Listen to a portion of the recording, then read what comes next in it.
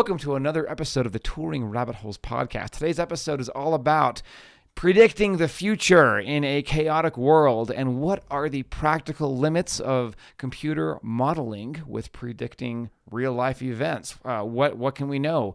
Can they work as crystal balls? We're going to talk about a lot of examples in history and a lot of ideas about how we can continue to improve computer modeling. Alex, will you talk to us about what inspired the paper that you wrote that inspired this episode?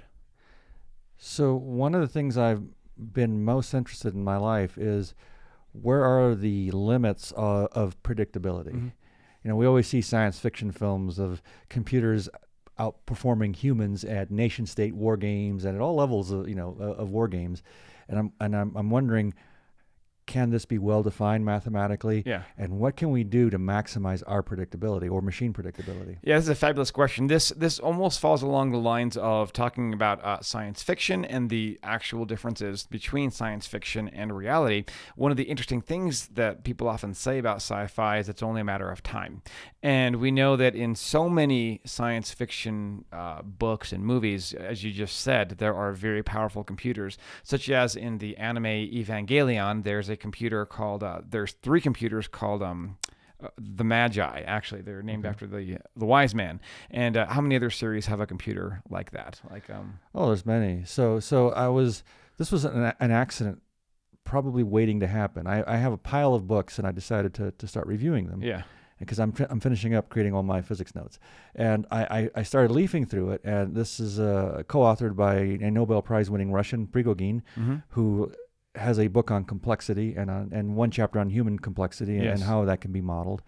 And it finally closed the loop of what we're going to be talking about. And he begins with a very simple situation where he says, okay, I'm going to have two populations, and I'll show this on the screen, Mm-hmm. X sub A and X sub B, and then they have two different choices that they like with different levels of attractability, and then he sets up these balance equations very much like a chemist would, Mm-hmm. very much like water's H2O, but when you in a glass, you know some of it's dissolving into OH and some of it's Yes. dissolving into H, Yes. and it's in equilibrium, right? It's mostly Mm-hmm. water, but a few of them dissolve into their ions, and it's an equilibrium balance. Yes. And so he sets up these equilibrium balance equations for two populations, and they're very predictable. Mm-hmm. What he then says is, let's switch it up to K, Mm-hmm. and let's generalize the differential equations to K populations with K different states and K preferences. And he shows in his paper, that in his book, that the system is now very sensitive to initial conditions, very sensitive to chaos, Mm-hmm. and it just becomes completely unpredictable. Yes. Okay, so that's the starting point is human societies are completely unpredictable. And he says if you look at any piece of history and you think that maybe it's central planners that organized it, and we're trying to optimize a global function, Yeah. like everyone have a certain minimum wealth. Yes. He says forget about it. That's just a run in history that could have happened any other way. Yes. Like why is the United States the dominant power? Mm-hmm. It could have been anything else in history. Yeah. Yeah. And so what I do then is I contrast that.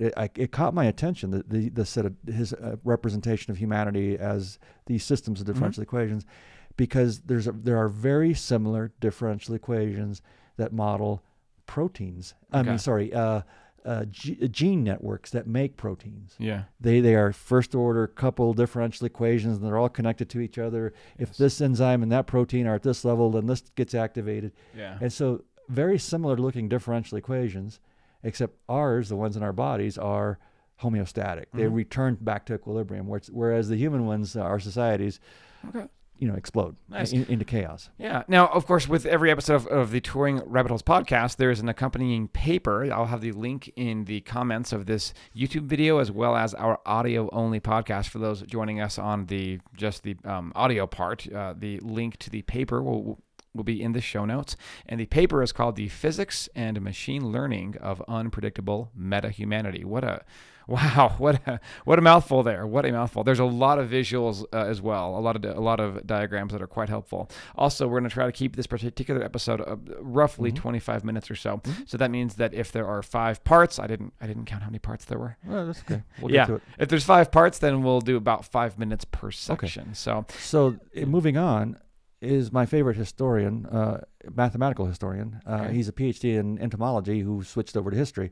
And he built statistical models of periods that are well documented, like from the fall of the Roman Empire, the Catholic Church kept decent records till the Industrial Revolution. Yes. And he's got a model about how big you are means how big an army you can hold, which means how much you can expand of Europe from, like I said, the fall of Rome to 1800. Yes. And so he builds these models that are statistical and coupled to differential equations, and he runs them, and what these models come up with, how the world would look like in 1800. Okay. And it clearly says that Spain should be its own chunk, and that France and Germany and the UK, it figures this out statistically from the records. Okay. And that is as good as these models get.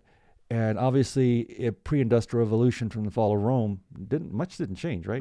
Correct. Farming and horses, and nothing much changed. And then we started getting steam power and electricity and communications through teletypes. Yes. So his models are already useless once modern technology begins to kick in. So that's a good limiting case if we're going to model a primitive societies. Yes. The word, pseudo-modern, right? Yes.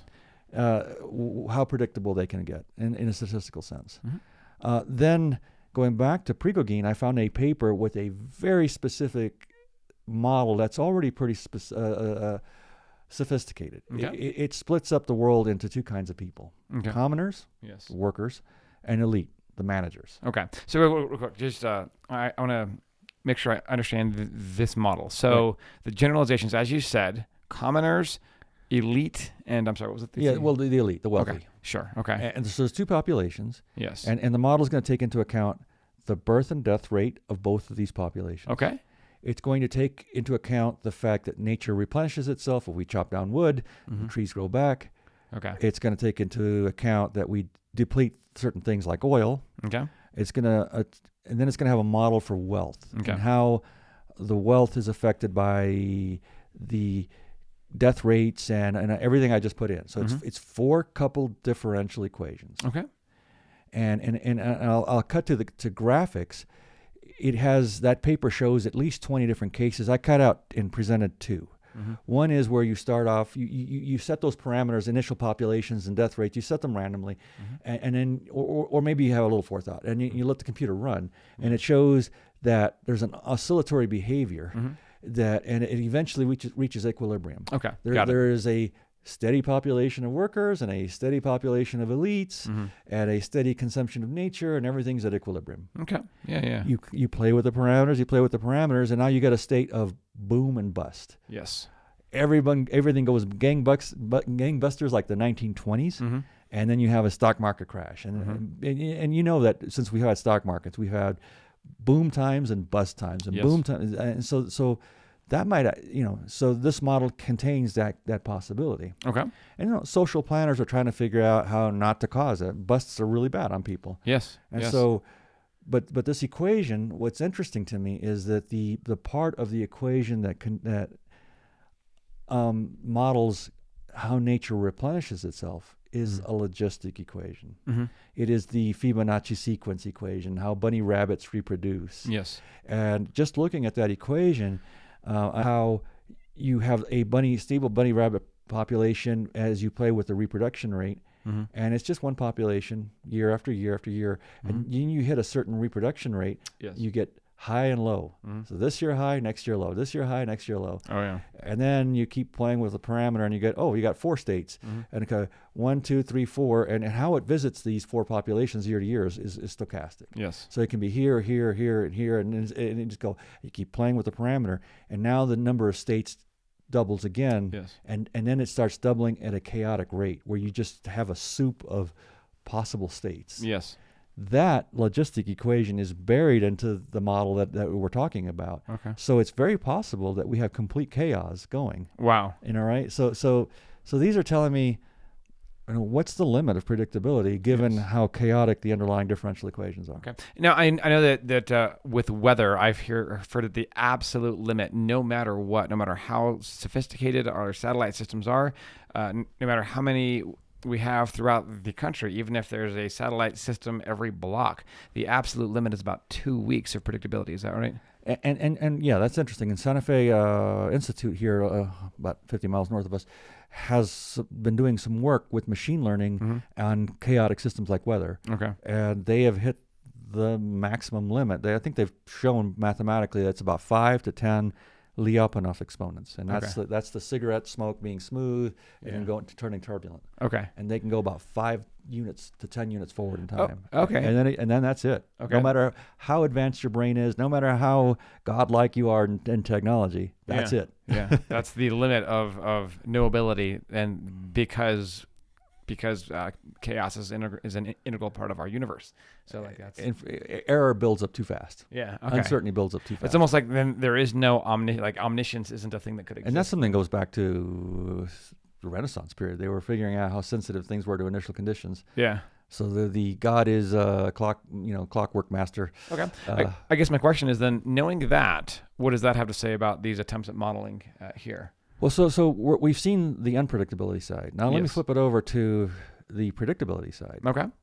Sure. And if you think about it, brain scientists are beginning to put together something called the brain connectome, like the human genome, like the brain connectome. Okay. And so they're using sophisticated imaging technologies, MRIs and PET, positron, electron tomography, to begin to figure out the networks. Yes. And from brain surgeries that people can poke and stimulate here at random. You go, oh, I smell apple pie, or I see a movie, or yes. And so clearly we're networked, and clearly we've mapped what parts of our brain talk to our fingers and different parts of our bodies or different mental concepts. Yes.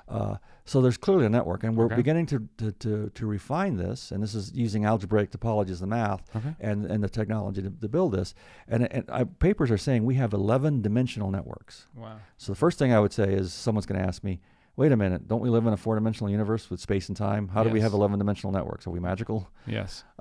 No, it is just like a square is defined as having 4 vertices and 4 edges connecting them, and a cube is defined as having 8 points and edges connecting them.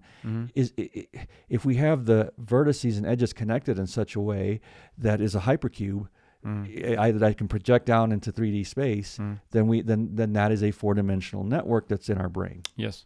And why not 11-dimensional? In that abstract Euclidean sense, we have so that's the answer to that. Okay. Is that the vertices are connected in such a way that they are connected in the way they would be in a 4-dimensional Euclidean space-time. Okay. In space, and so clearly I start making fun about persistence. When I wake up, it's not a random wife, it's not random kids, it's not a random dog I let outside, it's not a random job that I go to, it's not a random grocery store. There are persistent networks. Yes. The city of Albuquerque is persistent. The city of New York is persistent. The Empire State and the Chrysler Building have not shifted randomly. Correct. Yeah, lots of other buildings have come and gone. Okay. And so so that seems to be something countering the differential equations that are chaotic, is the fact that there's a persistence to us. Yes. There's a persistence in our life. We remember our past. Okay. Yeah. And I talk about that is giving us tools of predictability. Yeah. And including and to make this more explicit, there's a project called the WikiGalaxy project, which shows how Wikipedia looks like as a galaxy in 3D. You can almost put on 3D goggles and float around WikiGalaxy, and that is a persistence of. It's if you search Isaac Newton in this tool, you go to a star that looks like Isaac Newton, and you see these hairs, and they're going to calculus, to physics, to the UK. They're not going to Ozzy Osbourne. Yeah, they can, and in fact, in 3 steps, you can. They've shown in the last 3 steps everything's connected. Wow. But it's not nearly connected, and you have to be a weirdo kind of to connect with Isaac Newton with Ozzy Osbourne, I suppose. Yes. But that is a persistence. That it's not as it's almost as if Wikipedia has captured all of our history, all of our knowledge, and it's dumb in that sense, and that it takes an expert like a historian to go, okay, if I'm going to use Wikipedia to teach, I'm going to use these links and these links, and I'm going to say, hey, student, go to here and here. It takes us to add intelligence to Wikipedia. And I recently made an avatar of Einstein that does that. Wow, cool. And you can talk to it, and the way I did it is I took about 2,000 sentences of Einstein, childhood, wives, kids, time in Germany, World War II, thoughts about atomic bombs, thoughts about, and I created 100 text files roughly. Yes. And I put 100 chat bots, one for each text file. And so the kiddo can come in and say, hey, Einstein, I thought you were a pacifist. Why were you for the atom bomb? Yes. And the chat, that sentence is checked against all 100 chat bots, and it looks at the chat bot with the best answer. Wow. And it comes back and it says, well, I was for the atom bomb, because he wrote that letter to President Roosevelt saying we got to start a Manhattan Project, because we really thought, based on our knowledge of Germany and German physics and their access to heavy water, we really thought Hitler was going to get the bomb first. Yes. After World War II, I became a pacifist. Yep. And so that's going to be the reply that comes back. And then I tell the chatbot, statistically, here's a bunch of sentences that he might have said additionally with a probability. Oh, got it. So you get a so the user should never get the same repeat experience. Yeah. And it'll say, oh, and by the way, I here's my future thoughts. Here's how I thought about nuclear weapons afterwards. And then I'll go and grab statistically related Wikipedias. So you get this feel, you get a great run of sentences where you think you're talking to Einstein. And once in a while it gets repetitive, and it's not smart, it's not conscious, but it is a avatar representation, and it is persistent. Nice. And I think about that. So not lastly, but penultimately, I think about the kinds of networks out there, and the kinds of behaviors out there. We get great world wars roughly every 100 years, right? We get regional conflicts roughly every 10 years. We get small problems happening every 10 years, 1 year, months. The frequencies go up as the effects go down. Yeah. Earthquakes follow the same thing, but there's no underlying network connecting earthquakes on Earth. We get a big one every 100 years, and 9 and we get some 8 every year, and some 7s, and some 6s, and some 5s, and then they follow power laws. But the internet follows power laws in that you get, every day you get say every year you get an amazingly viral video of a cat. Actually, more often than that, right? Yes. And then viral videos that are 1/10 as popular, 1/100th as popular, and these are the things that to me allow world wars to happen, or the Arab Spring where one man burned himself and collapsed. Yes. All these Arab dictatorships, and so now we're talking about the kinds of networks might teach us something about predictability. And so the best tool that an Air Force colonel came up with is something called the OODA loop. Okay. It is observe, orient, decide, and act. And if you're playing tennis, you're always orienting yourself based on your opponent. You're observing, you're orienting. He looks like it's going to be a backhand, and you have choices. I can slice it, I can power it, double-handed or single-hand power. You can decide, and then you can act. Yes. Your opponent has an OODA loop. Everyone has an OODA loop. And the idea is, if you can OODA loop faster, you will break your opponent's OODA loop, and you will be able to win the fight. And this has been extended to corporations fighting over, market space between nation states.